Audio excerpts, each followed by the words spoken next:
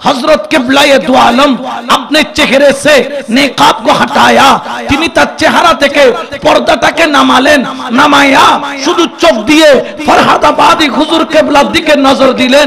মুফতি আজম বাহরুল উলুম सैयदुल मुनाजिरीन हजरत सैयद अमीनुल हक फरहादाबादी हुजूर किबला ने गिड़गिड़ाने लगा, तड़पने लगा, रोने लगा।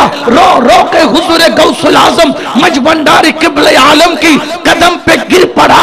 दुनिया वालों ने कहने लगा, ऐ सैयदुल मुनाजिरीन, ये आप क्या कर रही है?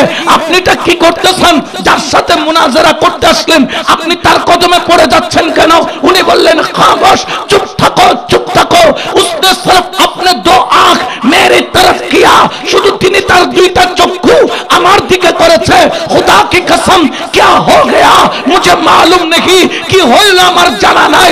এ मेरे हजरत, जब मैं आंख खुलता हूँ, যখন আমি চোখ খুলি हजरत, मैंने तुमको देखता हूँ, আমি তোমাকে দেখি। আর जब आंख बंद करता हूँ, যখন আমি চোখ বন্ধ করি, আমি তখন दीदारे मुस्तफा होता है। চোখ খুললে হযরত দেখি, চোখ বন্ধ করলে মদিনা ওয়ালা দেখি। বড় করে বল সুবহান।